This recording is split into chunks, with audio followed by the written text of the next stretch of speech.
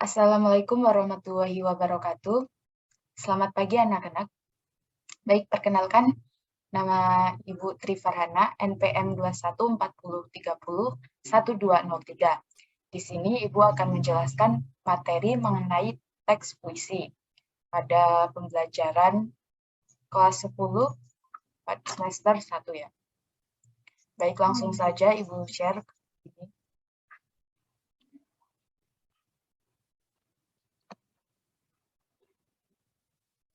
Puisi adalah pengungkapan perasaan melalui sebuah kata-kata yang dirangkai sedemikian rupa. Itu kalau yang diketahui. Secara jelasnya kita lihat pengertian teks puisi secara umum. Jadi, pengertian teks puisi merupakan karangan yang mengungkapkan pikiran, perasaan penyairnya dengan mengutamakan keindahan kata-kata. Jadi, keindahan kata-kata yang diungkapkan dalam bentuk tulisan dinamakan dengan teks puisi. Ada nih secara menurut para ahli dan juga buku-buku. Dibahas di sini menurut Kamus Besar Bahasa Indonesia atau KBBI. Itu puisi merupakan ragam sastra yang bahasanya terikat oleh irama, mantra, rima, serta penyusunan larik dan bait. Biasanya, puisi berisi ungkapan penulis mengenai emosi, pengalaman, maupun kesan yang kemudian dituliskan dengan bahasa yang baik dan dapat berirama untuk enak dibaca. Nah, sampai sini ada yang ditanyakan? Oke, belum. Mari kita lanjut. Pengertian puisi menurut para ahli yang akan Ibu bahas kali ini ada dua, yakni menurut H.B. Jazin dan juga Sumardi. Langsung saja, yang pertama menurut H.B. Jazin, itu puisi adalah sebuah karya sastra yang diungkapkan dengan perasaan dan memiliki gagasan atau pikiran serta tanggapan terhadap suatu hal atau kejadian tertentu.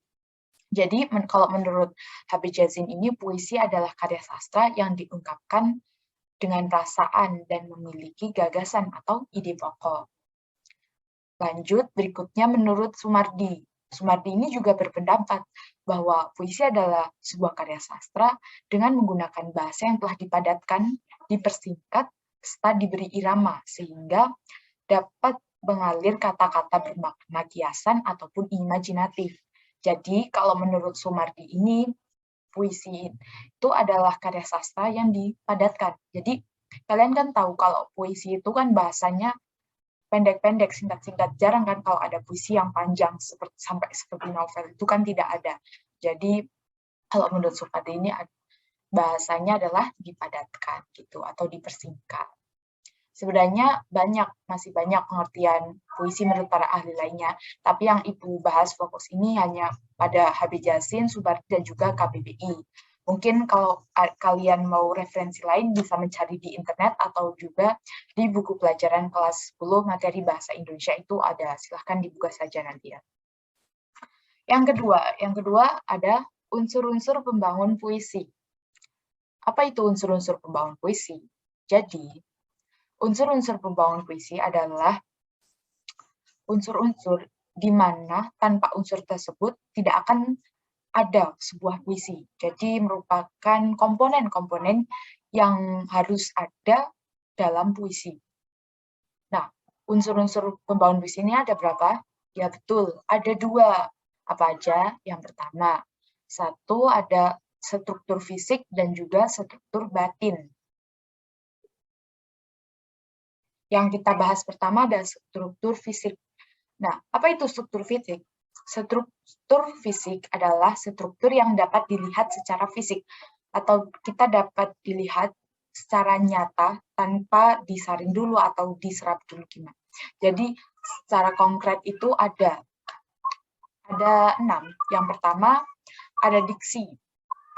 Apa itu diksi? Kalian mungkin udah tahu diksi itu apa. Betul, diksi adalah pilihan kata. Lebih tepatnya, diksi adalah pilihan kata di dalam tulisan yang digunakan untuk memberi makna sesuai dengan keinginan penulis. Jadi diksi itu adalah pilihan kata sesuai keinginan penulis. Kedua ada imajinasi.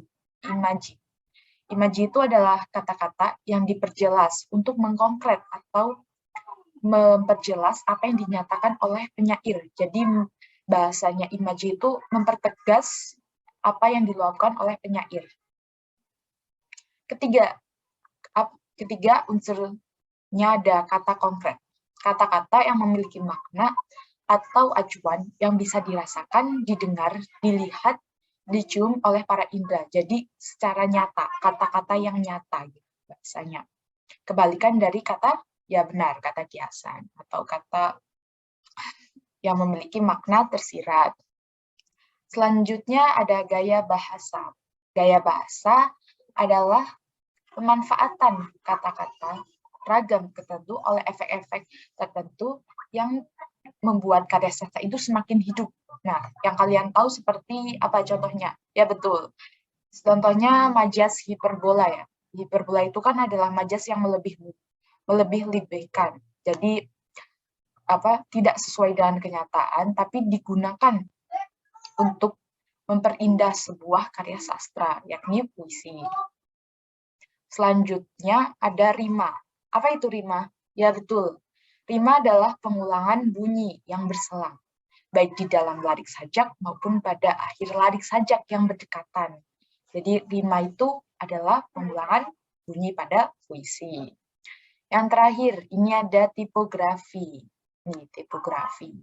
Tipografi adalah seni cetak atau tata huruf, suatu kesenian untuk memilih menata huruf dalam pengaturannya dan penyebarannya pada ruang yang tersedia untuk menciptakan kesan tertentu guna kenyamanan membaca yang semaksimal mungkin.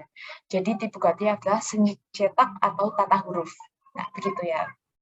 Itu ada tadi struktur fisik dari unsur-unsur pembangun puisi. Sampai sini ada yang ditanyakan? Oke, belum. Kalau belum, Ibu lanjut ya. Lanjut ke materi selanjutnya ada struktur batin. Apa itu struktur batin? Yakni struktur yang harus dicari dulu makna tersiratnya sehingga kita baru tahu pesan apa, tujuannya itu untuk dinikmati oleh para pembacanya. Jadi puisi itu bernada, istilahnya begitu. Yang terakhir, itu ada amanat. Apa itu amanat? Mungkin kalian udah pernah dengar. Amanat ini banyak ya dalam setiap karya sastra, pasti ada amanatnya. Nah, di puisi juga ada amanatnya. Amanatnya itu ditujukan untuk pembaca. Amanat ini ada yang memiliki makna tersirat maupun tersurat. Tapi kalau dalam puisi, itu biasanya maknanya tersirat. Harus diungkapkan, misal dari kata majasnya itu, majas-majasnya dulu harus diartikan dalam bentuk konkretnya, baru disusun katanya, temanya bagaimana, rasanya bagaimana, baru bisa dilihat amanatnya itu apa yang ingin disampaikan oleh penulis. Yang ketiga, ada langkah-langkah menulis puisi. Jadi, pada pembelajaran kali ini, Ibu akan mengajari langkah-langkah menulis puisi. Bagaimana? Langkah-langkah menulis puisi ini berbagai varian ya. Ada yang 4 langkah, ada 5 langkah, ada yang 7 langkah, bahkan ada yang 10 langkah. Kalau dalam pembelajaran kali ini, Ibu akan mengajarkan 7 langkah dalam menulis puisi. Yang pertama, itu ada menentukan tema atau pikiran pokok. Jadi kalau menulis puisi itu harus ditentukan dulu. Kita mau nulis tentang apa? Misal kalau menulis puisi tentang pendidikan, kita mencari tema tentang pendidikan, membahas tentang guru, membahas tentang ilmu pengetahuan. Kalau bertema ibu, berarti membahas tentang kasih sayang seorang ibu, berbakti dengan ibu, dan lainnya. Berarti sesuai dengan ide pokok gitu. Yang kedua ada membuat struktur. Jadi setelah kita membuat tema, sudah menentukan gagasan pokok nih, kita lanjut ke struktur puisi, yakni menentukan isinya. Setelah menemukan judul, kita mencari isi-isi yang sesuai dengan judul tersebut. Jangan sampai isinya itu tidak keluar dari pokok pembahasan. Yang ketiga ada menulis larik. Nah, setelah membuat struktur isi, kita menulis larik tanpa memikirkan keindahan. Jadi, kita menulis saja sesuai apa yang ingin kita ungkapkan, tanpa dipikir dulu, langsung ditulis dulu, sampai dikembangkan. Nomor 4, mengembangkan masing-masing baris. Jadi sampai dari satu larik ke larik berikutnya, jadi bermuat bait-bait itu, kalau sudah, kita akan mulai berkreasi dengan imajinasi dan gaya bahasa kita sendiri, dengan memperhatikan keselarasan tema dan juga pemaknaan kata. Jadi, dalam menulis puisi itu, selain kita memperhatikan tema, kita harus juga menyelaraskan antara tema dan juga penyampaian makna yang ingin kita sampaikan kepada pembacanya nanti. Yang terakhir, setelah dari langkah-langkah ke-6 ini, terakhir ada mereview kembali dari awal tujuannya untuk mengkoreksi apakah ada yang belum pas. Jadi, yang pertama, kita review dulu tulisannya apakah sudah benar, ejaannya udah benar belum, bait-baitnya udah benar, rimanya udah cocok. Kalau sudah, berarti kita sudah menulis puisi sesuai dengan langkah-langkah ini. Terakhir, oke, sebelum lanjut ke manfaat menulis, sampai sini ada yang ditanyakan? Belum. Oke, kalau belum, Ibu lanjut lagi. Manfaat menulis puisi. Manfaat menulis puisinya ada banyak, tapi pada intinya itu ada 5. Yang pertama, sebagai pengungkapkan diri. Jadi kalau menulis puisi itu untuk mengungkapkan apa yang kita rasakan melalui kata-kata. Kedua, manfaat menulis puisi ini sebagai alat untuk memahami secara lebih jelas dan mendalam ide-ide yang ditulisnya. Jadi untuk memahami secara mendalam kita itu nulis puisi itu idenya apa aja gitu. Ketiga, sebagai alat untuk meningkatkan kesadaran diri terhadap lingkungan. Jadi, misal kita ada penulis nih, membuat puisi mengenai lingkungan hidup. Pembaca kan kalau membaca hatinya tersentuh. Jadi mereka sadar betapa pentingnya melestarikan lingkungan hidup. Jadi, terjadinya peningkatan kesadaran terhadap lingkungan sekitar. Keempat, sebagai alat untuk melibatkan diri secara aktif dalam kegiatan bersastra. Jadi untuk wahana kreativitas. Dengan kita menulis puisi, maka banyak karya-karya sastra yang kita hasilkan. Nah, syukur-syukur bisa mengikuti lomba gitu untuk menguji kemampuan diri. Nah, seperti manfaat kelima, sebagai alat mengembangkan kemampuan dan keterampilan menggunakan media komunikasi. Jadi puisi itu ibaratnya menulis karya sastra sesuai dengan kemampuan diri atau mengungkapkan rasa tanpa melalui absennya. Ya, sudah saya buka di Elita, silahkan kalian resensi mandiri. Mungkin itu saja materi yang dapat Ibu sampaikan. Mungkin materi itu saja yang dapat Ibu sampaikan. Kurang lebihnya mohon maaf. Wassalamualaikum warahmatullahi wabarakatuh.